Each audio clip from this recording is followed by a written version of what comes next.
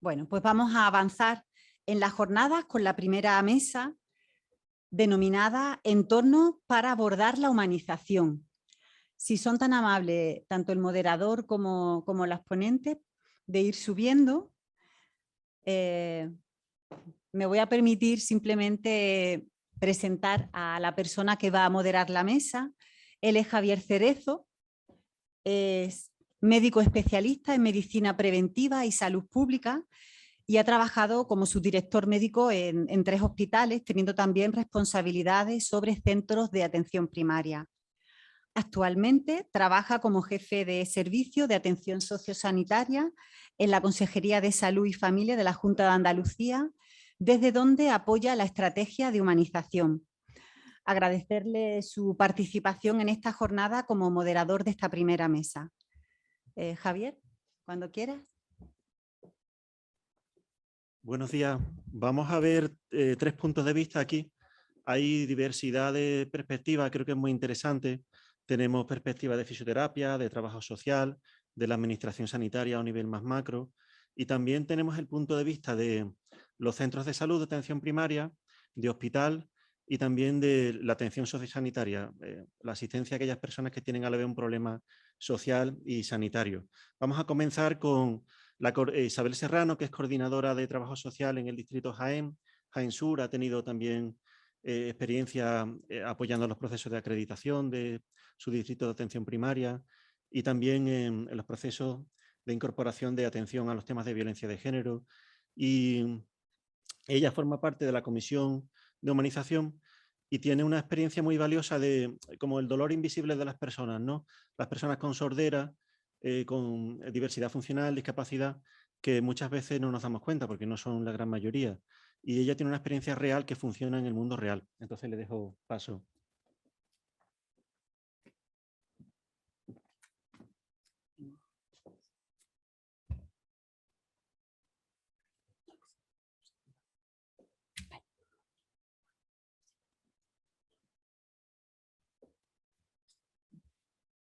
Buenos días. Como ha dicho Javier, pues bueno, yo soy trabajadora social, trabajo en un centro de salud y estoy muy sensibilizada con las personas con algún tipo de discapacidad, puesto que mi profesión también me hace estar muy cerca de ellos, ¿vale? Entonces voy a presentar un proyecto de intervención que estamos realizando en el Distrito Sanitario de Jaén y que lo llamamos Programa para la Accesibilidad de Pacientes con Diversidad Funcional Auditiva en los Centros de Atención Primaria.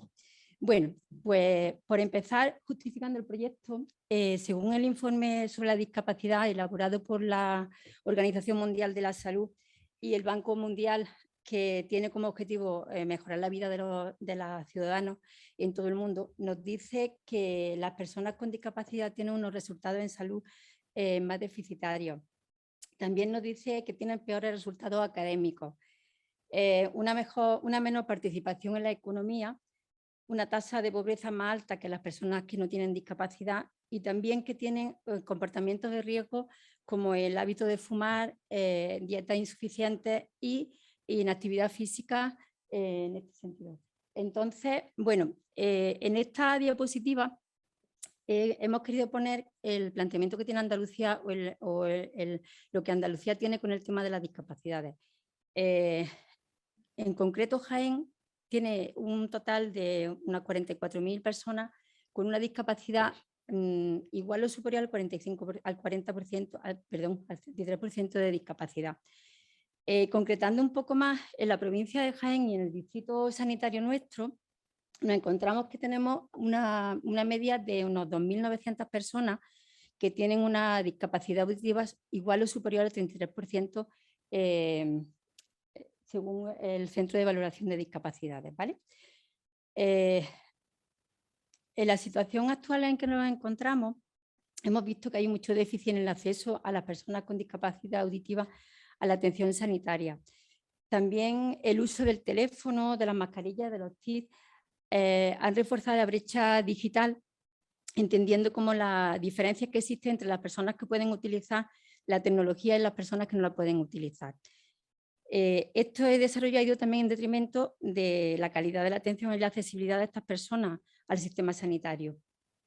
Y por último, según un informe que realiza POUSA, el uso normalizado de los TIC no está todavía al completo para todos los ciudadanos, ya que hay personas con discapacidad auditiva o otro tipo de discapacidades que no pueden acceder a esta nueva tecnología, porque no tienen en cuenta sus necesidades y sus demandas. Por lo tanto, tienen más dificultad para atender. Están hechas para que lo pueda entender una población que no tenga grandes limitaciones. Bueno, pues en esta situación en la que nos encontramos y en la que nos hemos visto inmersos con el tema de la pandemia, pues yo trabajo en un centro de salud y desde el principio hemos tenido personas con discapacidad auditiva que hemos tenido que atender en el tema de las consultas, en los aislamientos, en hacer los seguimientos. Y bueno, yo que he estado muy cerca de esta población, pues veía las dificultades que tenían, ¿vale? Tuvimos la suerte que en ese momento había trabajando en nuestro centro una persona en el servicio de atención a la ciudadanía que era discapacitada auditiva y que sabía el lenguaje de signos, se comunicaba a través del lenguaje de signos, con lo cual tuve mucha facilidad en mi centro pues para poder trabajar con las personas que teníamos en estas circunstancias. Simplemente tenía que decirle: María, vamos a subir a la consulta, intentamos hacer una videollamada y lo solucionamos y sin más problemas. Pero claro, el planteamiento era que María solo estaba conmigo, no estaba en todos los centros y era más complicado pues el llegar a todos. Entonces, a partir de ahí fuimos intentando buscar una forma de trabajar con ellos y que no se sintieran de una forma tan poco accesible al sistema sanitario. Y bueno, le fuimos dando forma a lo que ahora os vamos a presentar, ¿no? Nuestro objetivo era implantar un programa de accesibilidad a las personas con diversidad funcional auditiva adaptado a sus necesidades. Para poder hacer este objetivo o para poder poner a implantar, en principio nos planteamos analizar la situación existente y los déficits que tenemos en el sistema sanitario para poderlo atender. Por otra parte, incrementar el conocimiento de los usuarios con discapacidad auditiva en el uso de los TIC para que puedan acceder a la gestión de su atención sanitaria. También sensibilizar y desarrollar entre los profesionales una cultura de accesibilidad a los usuarios que tienen dificultad auditiva. Y por último, adecuar los servicios que se prestan en la atención sanitaria, la cartera de servicios, pues con los TIC implantados para que les sea más fácil a todos, ¿vale? Bueno, pues la metodología en el proyecto lo que pretendemos es abarcar medidas tanto para los profesionales como para los usuarios, que sea para todos, y crear o generar una cultura que permita el uso y el desarrollo de estrategias dirigidas a mejorar la calidad, el acceso a los recursos que tenemos, y además que crear un espacio que parezca que lo entiendan como propio, que lo entiendan como suyo y que se sientan que los tenemos en cuenta, ¿vale? Bueno, pues en una primera fase del proyecto estamos haciendo un mapeo de las acciones formativas, vamos a hacer un mapeo de las zonas formativas y los trabajadores sociales en concreto, pues lo que estamos haciendo es revisar y actualizar toda la distribución geográfica que tenemos de recursos que atienden a personas con este tipo de discapacidad para programar acciones formativas con ellos. Estamos haciendo un recuento y una dotación de paneles de comunicación con personas para diversidad funcional pues en todos los centros de salud y en todos los servicios de urgencia, para que puedan tener los pictogramas, para que puedan tenerlos a mano y poder comunicar con ellos. Y por otra parte, iconografía mediante los códigos QR que se los pueden bajar en el móvil, que también les facilita mucho esto. Bueno, en una segunda fase, un momento.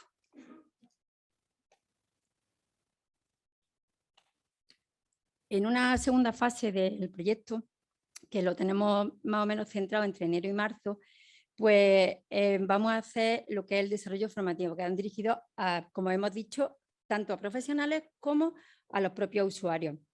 Con respecto a los profesionales, nuestra intención es que conozcan los recursos para la atención a personas con discapacidad funcional, en concreto porque estamos hablando de la auditiva, ¿vale?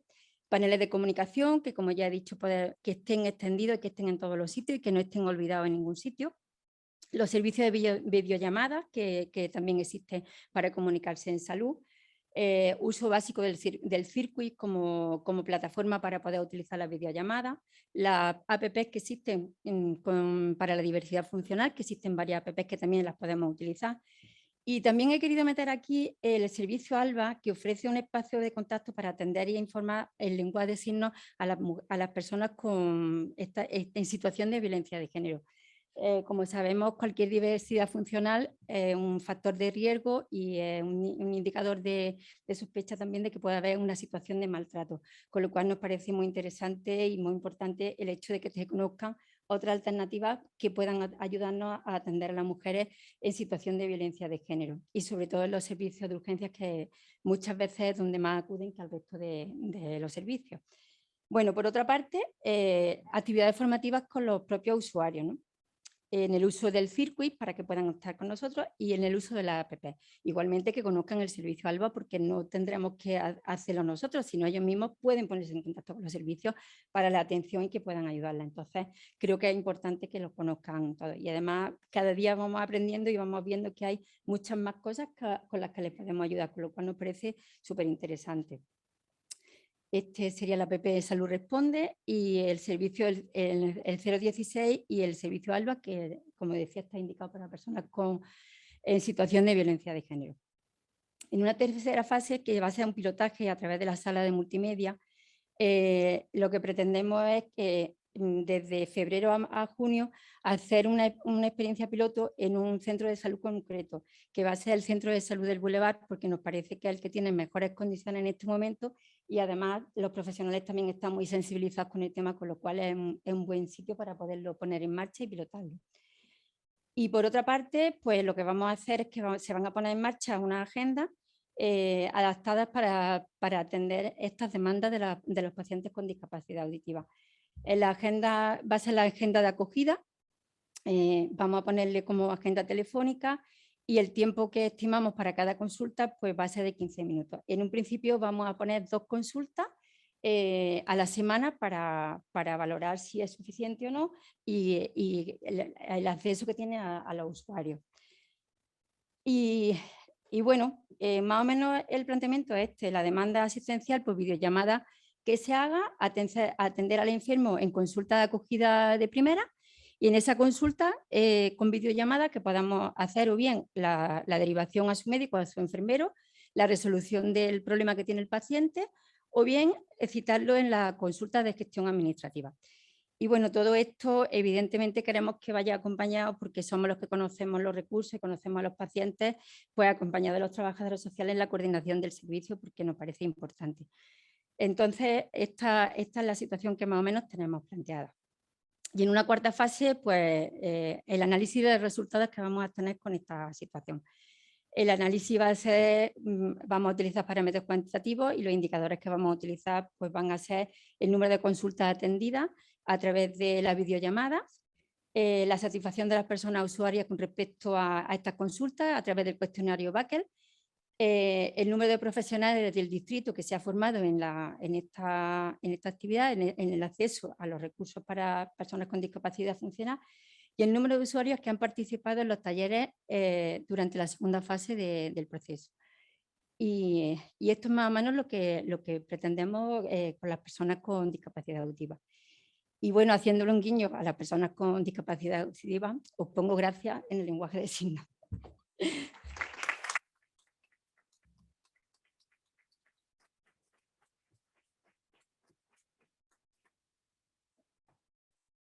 Muchas gracias, Isabel. Ha sido muy interesante. Necesidades no cubiertas que con las competencias que tenemos podemos innovar y inventar soluciones. Vamos a escuchar ahora a José Ignacio Bermúdez, que él es secretario de la Comisión de Humanización, fisioterapeuta en el Hospital Regional de Málaga y tiene una experiencia muy bonita que tenemos muchas ganas de contaros, de voluntariado entre profesionales para atender a pacientes COVID durante la pandemia.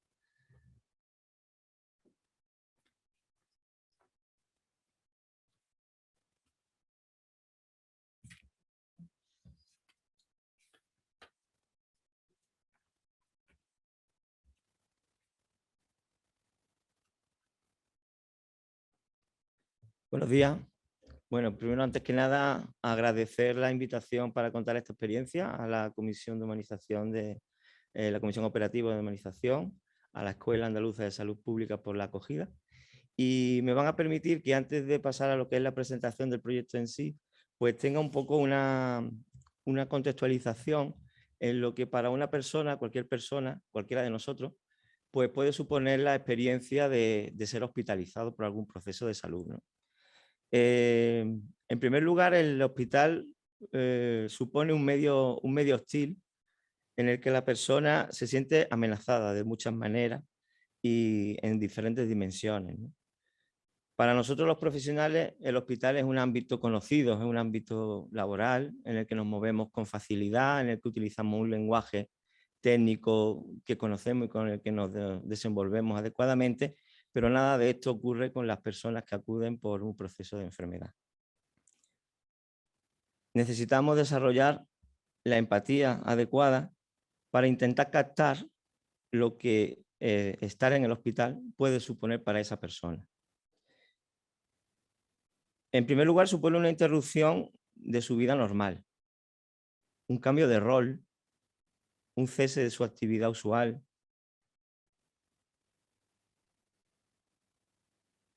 Y aparece la preocupación, ¿no? La preocupación por la propia integridad y por las repercusiones que ese proceso puede tener a nivel familiar, laboral, social, ¿no? Se ponen en crisis, se ponen en cuestionamiento valores, creencias, certezas, y se abre un vacío que será mayor o menor dependiendo pues, de la gravedad del proceso por el que se pasa. Hay un empobrecimiento de relaciones, un mayor aislamiento. Tengamos en cuenta que somos seres sociales, ¿no? Y que somos seres en relación. Y esta dimensión pues, se ve muy afectada en la situación de hospitalización. Las personas son sometidas a veces a exploraciones, a pruebas, tratamientos a veces dolorosos, molestos, agresivos, que hacen que aumente el nivel de estrés y que ese nivel de estrés aumentado influye en la evolución clínica propia también del proceso que están viviendo, ¿no? En muchos casos, aunque esto ya gracias a Dios va cambiando, se sigue refiriendo a los pacientes por el número de habitación y la cama en la que ocupan, ¿no? Allá donde se sigue usando esta forma, estos hábitos, pues se produce una despersonalización cierta de la persona, ¿no? El ser humano, en la persona que está allí, no se considera ya una persona irrepetible y única, sino que se considera una pieza más en un engranaje complejo que apenas comprende y en el que pierde por lo más esencial que es la propia identidad y a veces incluso el nombre para referirse a ella, ¿no? Seguimos instalados en muchos casos en esquemas paternalistas mediante los cuales no acompañamos procesos, sino que damos indicaciones y casi órdenes y recurrimos a culpabilizar a la persona en muchos casos cuando los resultados no se ajustan a lo que esperamos. Yo creo que las palabras que mejor pueden definir la situación de una persona en el hospital son la incertidumbre y el miedo. Ante esto es fundamental la información, una información adecuada, delicada, progresiva, veraz.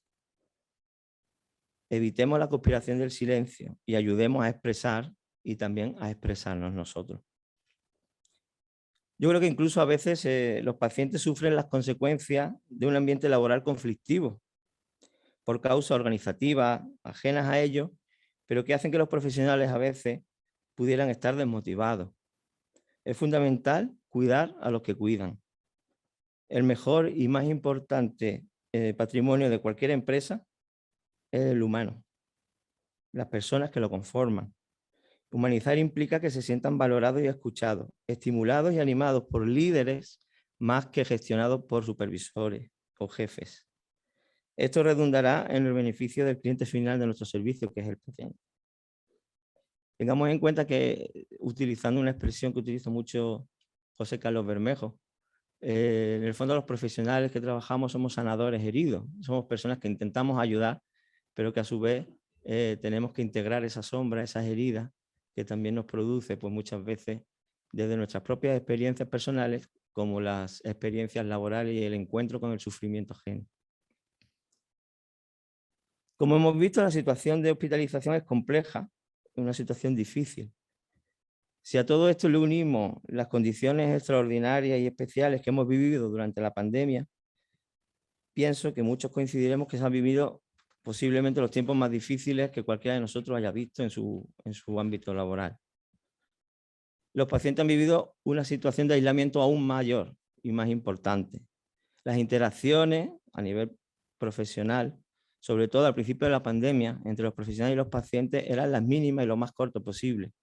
Se agrupaba la realización de diferentes técnicas en una misma asistencia para minimizar riesgos y optimizar los EPI, de manera que las personas a veces pasaban horas sin interaccionar con otra persona.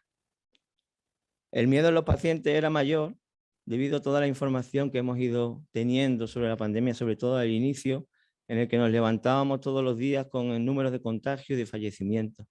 Entonces, cuando te tocaba a ti ser la persona contagiada, pues evidentemente el miedo y la preocupación aumentaban de forma exponencial.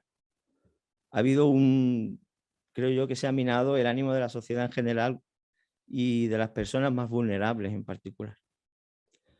Un gran número de pacientes ingresados han sido personas mayores, enfermos crónicos, que han acusado todavía más esta situación de ingreso. Los propios profesionales han soportado cargas de trabajo enormes y un gran estrés. A medida que avanzaba el tiempo, la fatiga física y mental ha hecho mella en muchos de ellos. Por todo ello, en este contexto, y gracias a la inquietud de un grupo grande de profesionales, pues surgió la iniciativa que ahora paso a presentarles de un programa de acompañamiento terapéutico ampliado a pacientes COVID en área de hospitalización.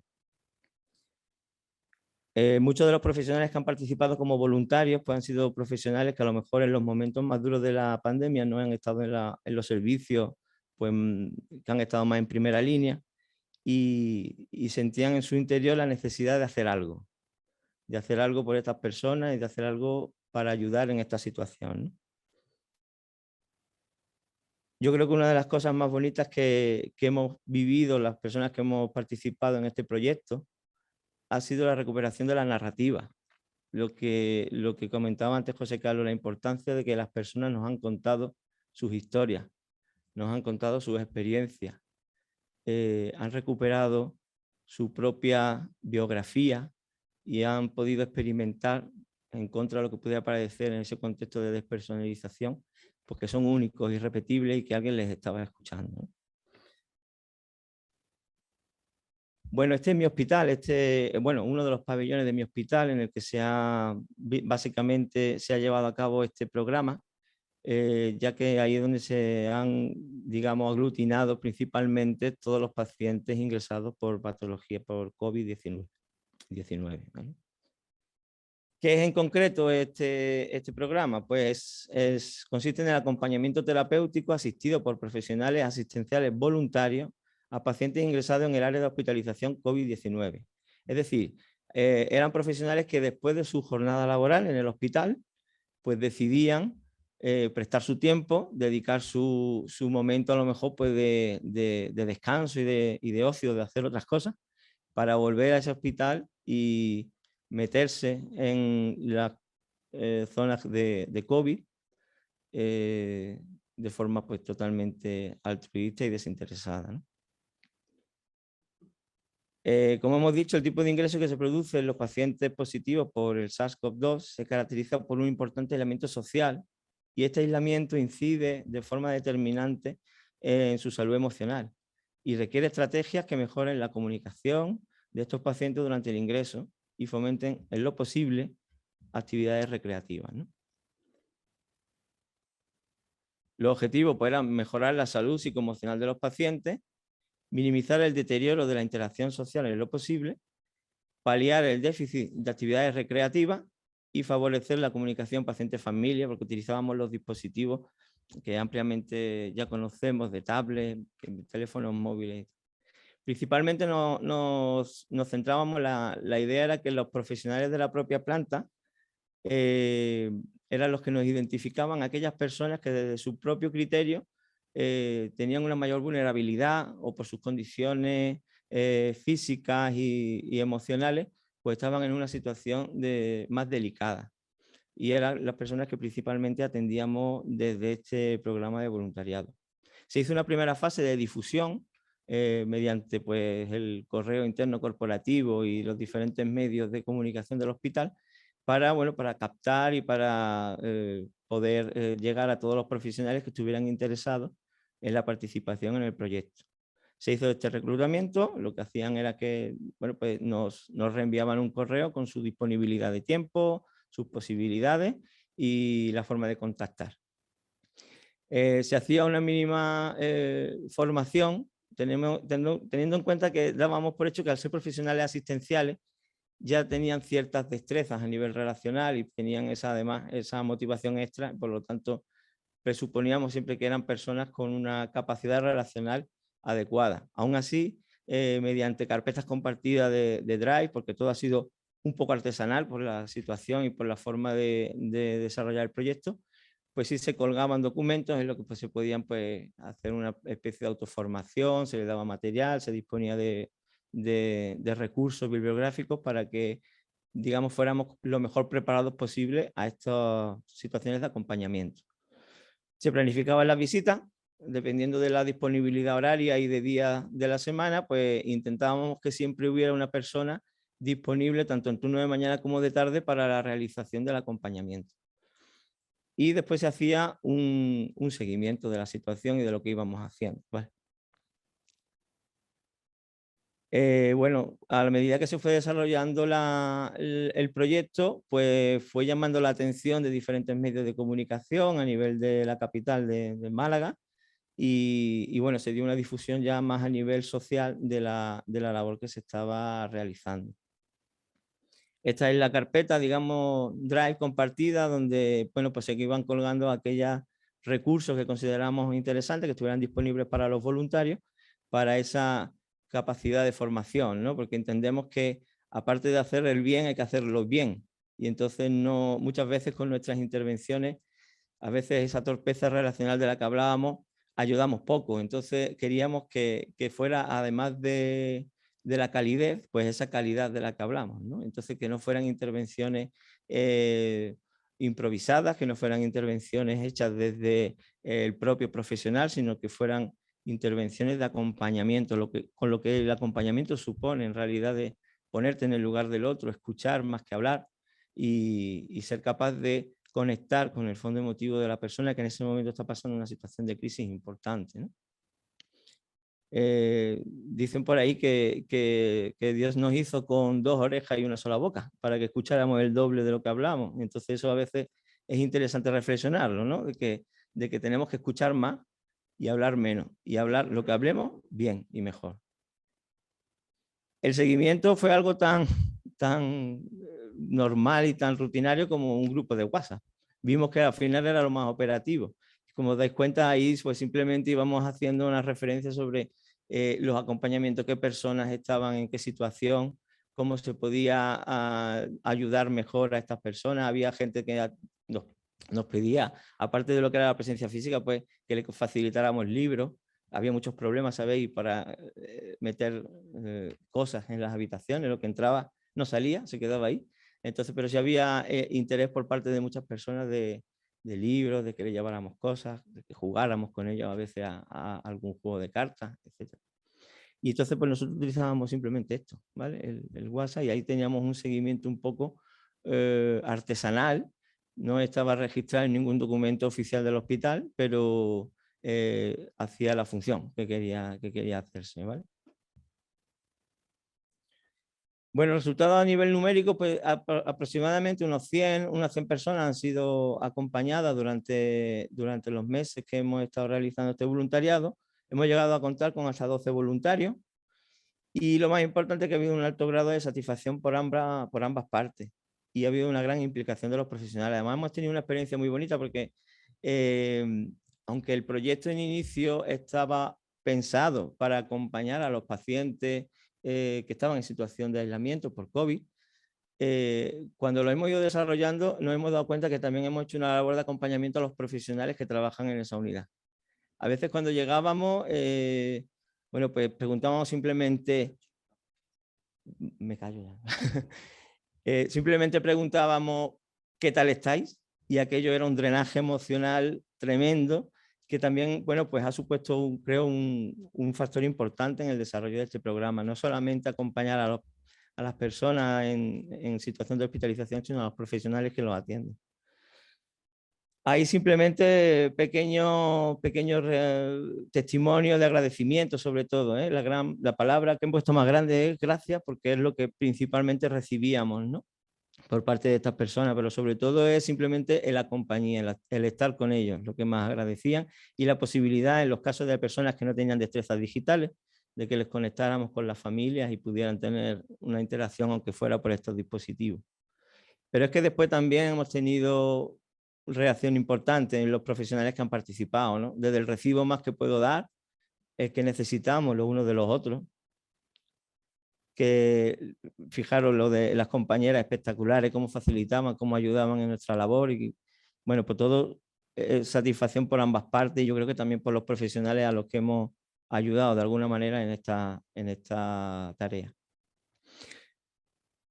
Nada, como conclusión simplemente decir que este plan de profesionales asistenciales nos permite, por sus habilidades de comunicación y su escucha activa, lo que decíamos antes, son personas adiestradas y con experiencia en la relación con pacientes, dar un valor añadido a la provisión de asistencia a estos pacientes en su ingreso, con una mejora en la satisfacción del paciente, mejora de la interacción social, así como la satisfacción de los profesionales que participan. Muchas gracias.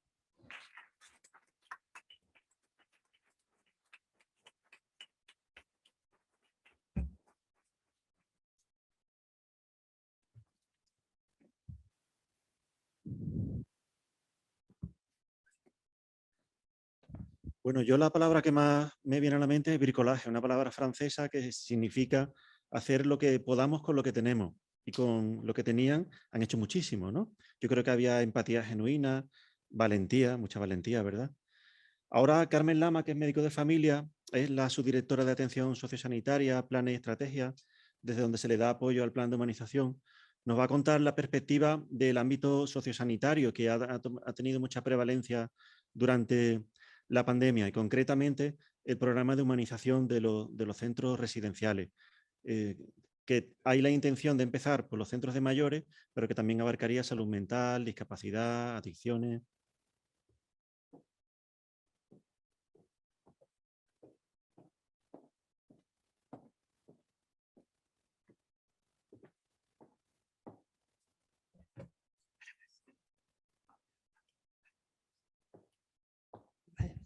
Pues buenos días a todos y a todas y bueno, dar las gracias también a la organización por darnos la oportunidad de también presentar el ámbito sociosanitario que ha sido especialmente relevante durante la pandemia y que nos permite bueno, establecer una continuidad de muchas de las intervenciones que se han venido realizando desde entonces, ¿no?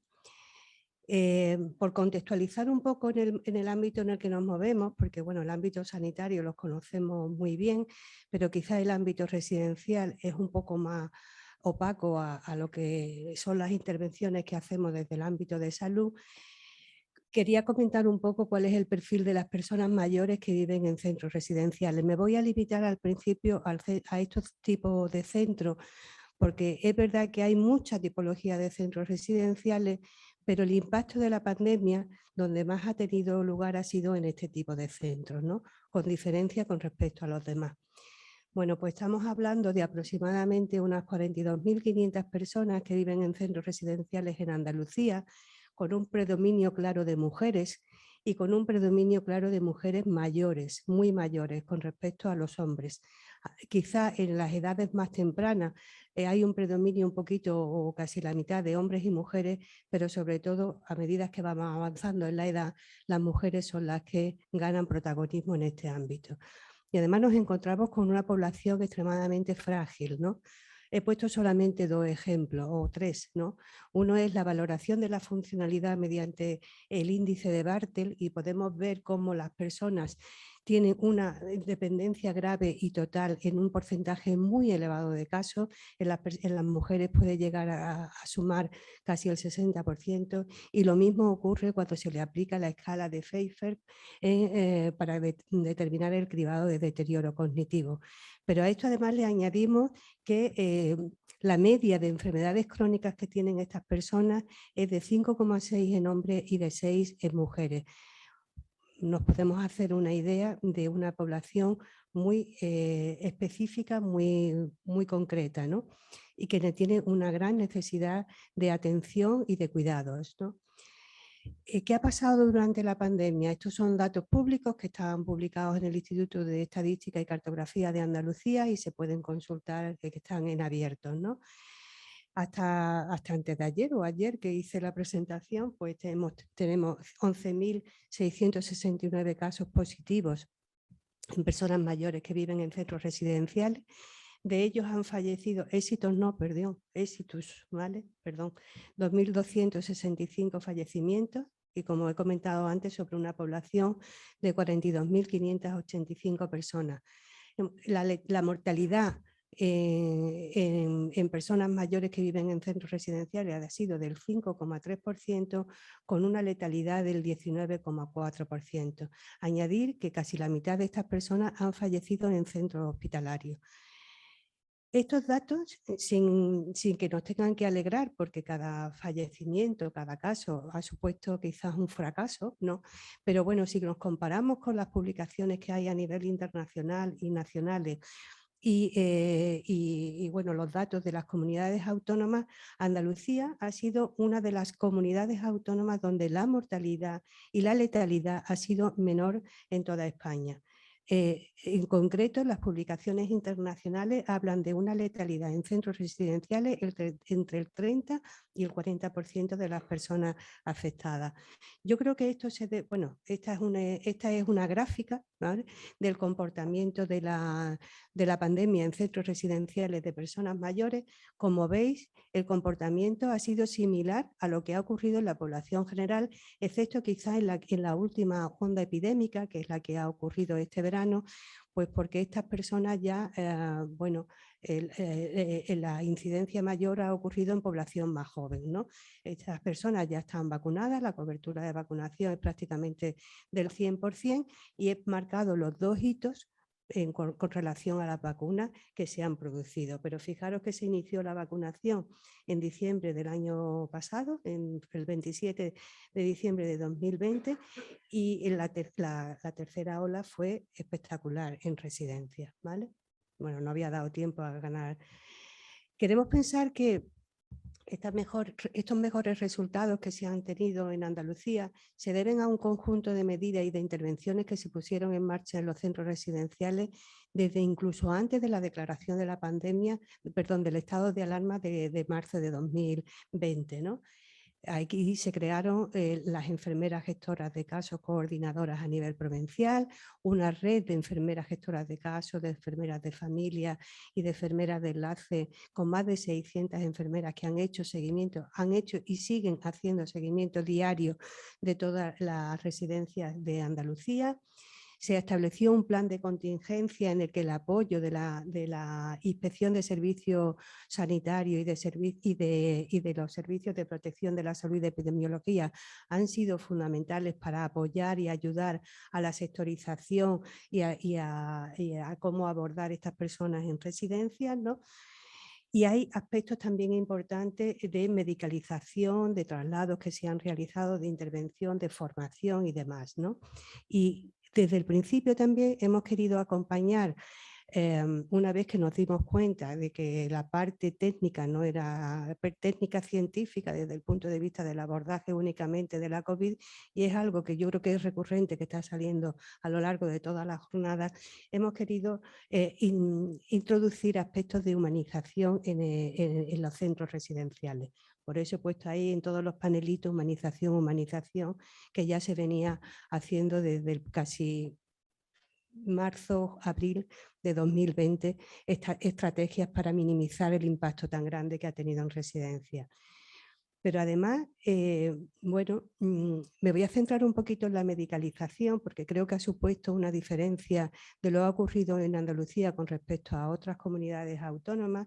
He puesto el mapa de residencia de Andalucía, ya veis la gran dispersión que tenemos, aunque es verdad que en algunas zonas muy periurbanas de grandes capitales de provincia se concentran un número elevado de residencias, nos encontramos que en el área rural también hay un enorme número de centros, ¿no? ¿Cuándo hemos medicalizado? Pues es una intervención sanitaria que pretendía dar una adecuada respuesta a una situación de brote que existía dentro de un centro residencial. Y los motivos fundamentales que motivaban, o los criterios fundamentales para medicalizar, han sido dos.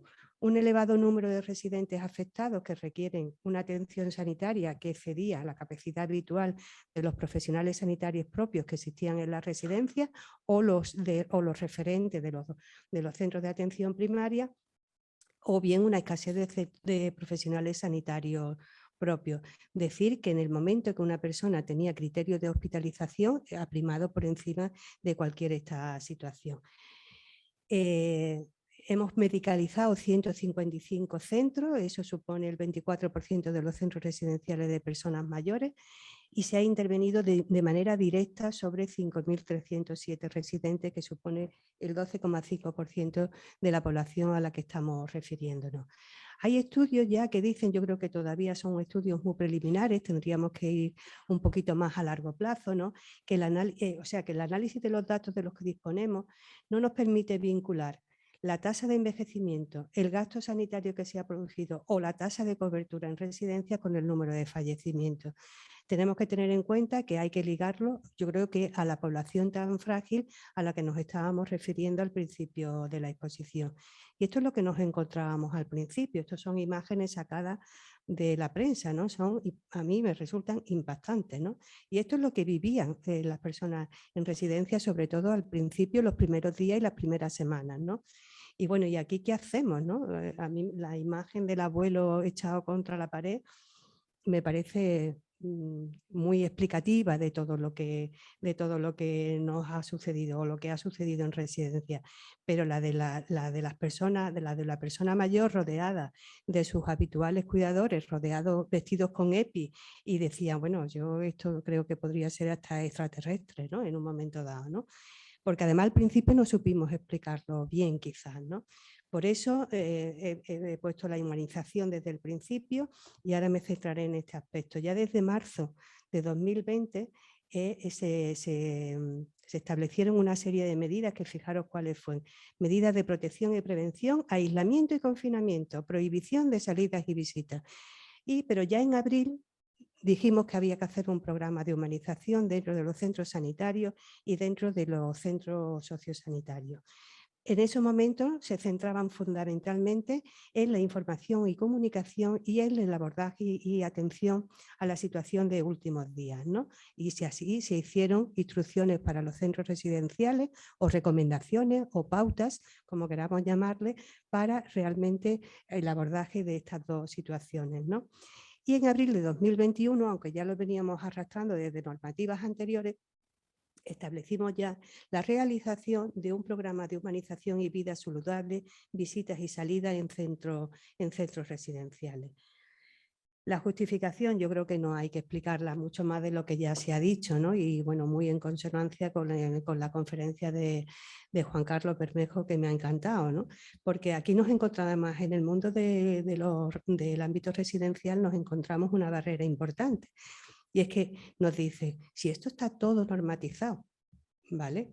En salud también está todo normatizado, o casi todo normatizado.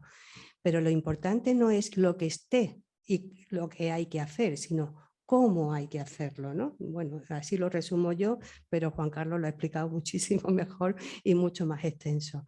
Y además, la humanización no es algo que yo quiera hacer porque yo soy más bueno, más malo, más regular o no. La humanización tiene una técnica, tiene un cuerpo de conocimiento que hay que aplicar, ¿no? La dignidad de la persona, con independencia de las circunstancias que lo acompañen a lo largo de toda su vida, sería la principal justificación, quizá, ¿no? El impacto de la pandemia y el aspecto negativo que conlleva el edadismo, ¿no? O esa visión negativa, ¿no? Tenemos que considerar los centros residenciales como lugares de vida, de cuidados y de inclusión social, en un marco, como ya he dicho, de una gran población muy vulnerable, ¿no? La humanización de la atención y de los cuidados, orientada a obtener los mejores resultados posibles en la calidad de vida de las personas usuarias desde una perspectiva ética transversal de los servicios, ¿no? Y aplicar un enfoque universal actual de la promoción de la salud, que esto va más relacionado con los hábitos de vida saludables.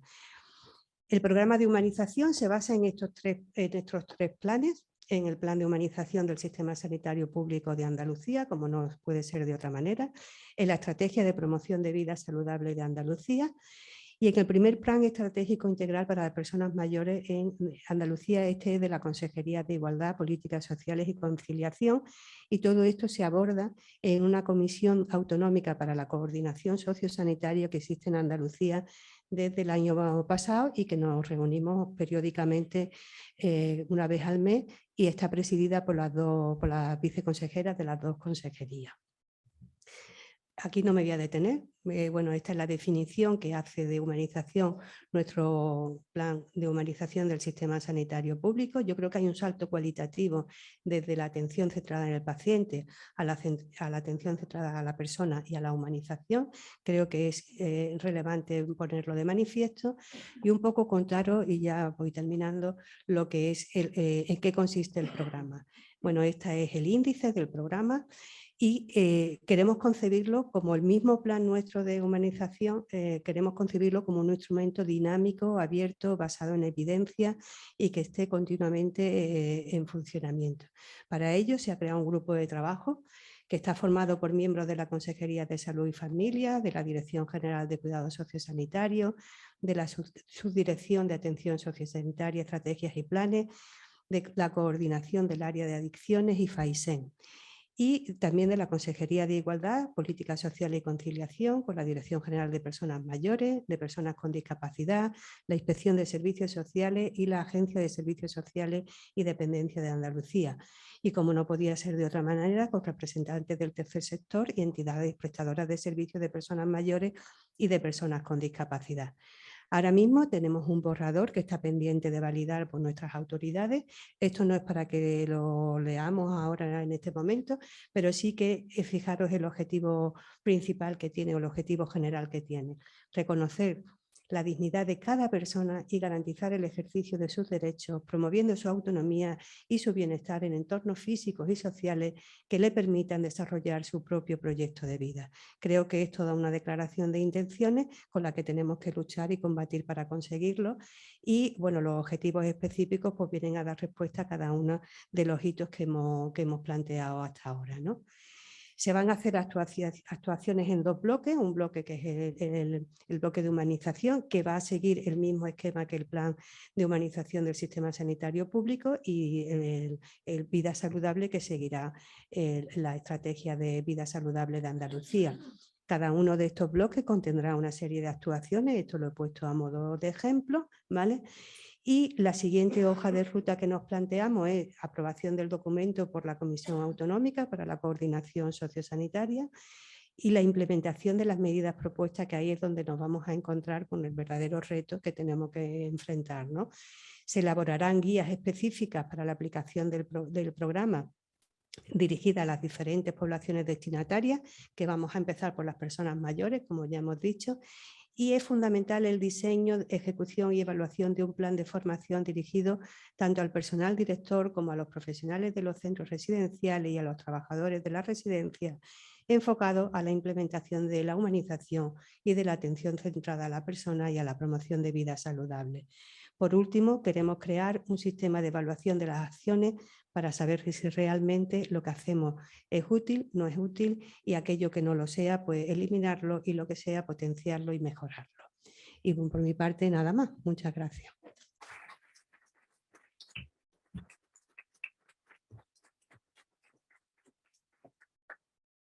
Muchas gracias, Carmen. Yo creo que a grandes males tenemos que inventar grandes remedios. Hay la tentación de considerar que si estamos jugando a salvar vidas, lo demás no tiene importancia, pero rápidamente todo el mundo se da cuenta de que cómo lo hacemos es esencial y fundamental. Para cumplir bien con los tiempos, pues pasaríamos a la siguiente actividad de la jornada y daríamos por concluida la mesa primera. Gracias.